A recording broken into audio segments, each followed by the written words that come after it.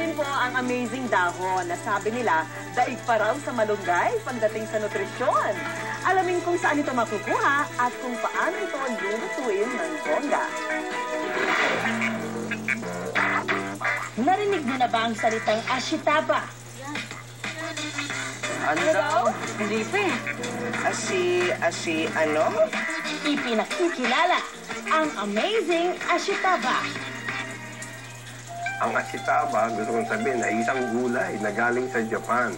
It's a wild vegetable, it's a good vegetable, it's a vegetable na medisina pa. Good news mga kapuso, dahil meron na namang masustansyang gulay na pwede nating maging kapartner sa pagtitipid at pangangalaga ng ating kalusugan. Mula sa salitang ashita, ang ashitaba na nangangahulugang tomorrow. Dahil sa mabilis na paglago ng kanyang mga dahon sa tropikal na klima, tinagurian itong the tomorrow leaf. Kasi ang biro nga nila, putulin mo ang dahon nito ngayon, bukas ay magsisimula na itong tumubo. Superfood daw ang ashitaba dahil sa winner nitong sustansya. Aside from its nutrients, no, sabi natin, nandiyan yung mga vitamins, minerals, mataas rin siya sa antioxidants. Nakatutulong din daw ito sa pagbibigay ginhawa sa sakit sa tiyan at kasukasuan. Nakapagpapalakas din ng resistensya at nagpapabilis ng metabolismo. Naku, sa dami ng health benefits ng dala ng ashitaba, hindi nakapagtatakang dumarami na ang fans nito. Isa sa nagsasabing natulungan siya ng ashitaba ay ang 62 years old na si Tatay Pipito na may bukol malapit sa masela na bahagi ng kanyang katawan. Nag-umpisa ako 6 months ago sa kanyan, parang nalaman ko lang yan doon sa pamangkin ko dahil yung nanay niya may sakit na kanser. Hindi man cancerous ang kanyang bukol. Gusto namang bigyang lunas si Tatay Pipito ang sakit na dulot ito. Kaya naman araw-araw siyang kumakain ng 3 hanggang 5 dahon ng ashitaba. Oh, ito ang ashitaba. Ito ang tamang pagkain talaga niyan. Yung lasa niya, normal lang. Wala talagang kwan. So, kinakain talaga ng hilaw. Ganyan lang yan. 1 linggo pa lang daw mula nang simulan niya itong kainin, bumuti na agad ang kanyang pakiramdam.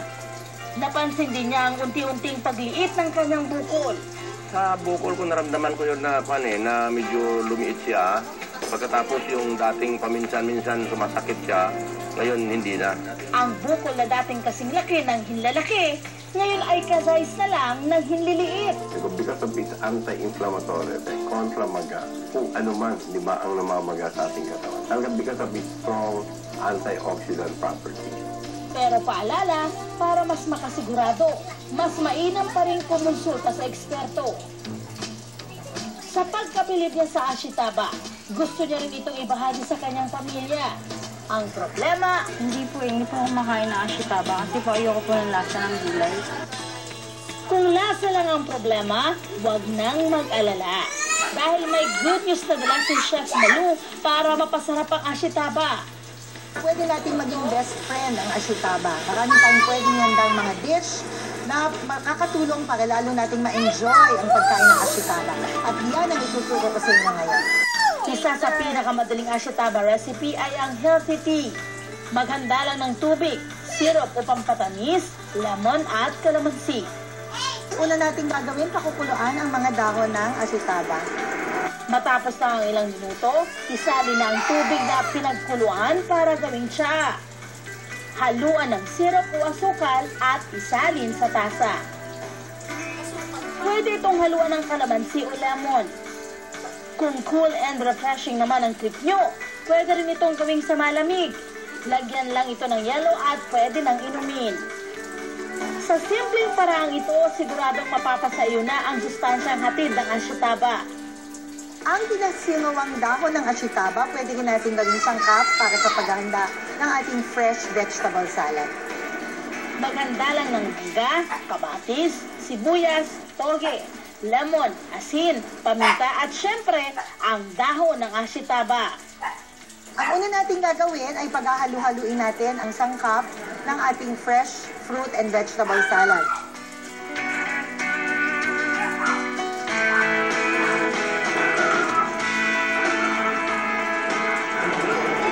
Salad bilang bilang appetizer at salsa, pwedeng-pwede na ang ashitaba. Siguradong hindi mo na mapapansin ang gulay dahil kikiligin ka sa magkahalong tamis at asim ng mga sangkap.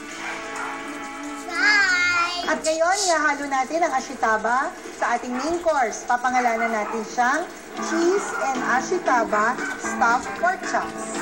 Ilabas na ang pork chops, keso, breadcrumbs, harina, itlog, asin at paminta at ang ating bidang dahon, ang ashitaba. Ang una natin gagawin, paghahaluin natin ang ating diced ashitaba at saka diced cheese. Timplahan ng asin at paminta ang pork chop. Pwede nang ipalaman dito ang hinandang ashitaba at cheese. Tupiin lang ang pork at balutan nito ng harina, binating itlog at breadcrumbs. Piprito na natin ang ating ashitaba and cheese stuffed pork chops. Kapag golden brown na, ready na tayo for plating. Almusal, tanghalian, hapunan, subukan natin ang ashitaba sa omelette. Pag gumagawa tayo ng omelette, mahalaga na ang ating kawali ay mainit. Ibuhos na ang binating itlog na tinimplahan ng asin. Ilagay na ang hiniwang bell pepper at keso. Ilagay na ang ashitaba na magbibigay ng bagong twist sa ating omelette. Ayan, pwede na natin itupi ang ating omelette at kainan na! Makukumbinsi na kayang kumain ng mga pamangkin ni Tatay Pipito ng amazing ashitaba?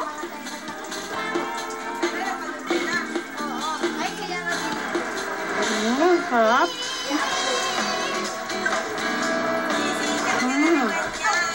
Okay pala siya pag may halong ashitaba. Kumbinsido! Salamat sa sari-saring paraan ng paghahanda ng ashitaba. Mas marami na ang pwedeng makinabang sa kanyang sustansya.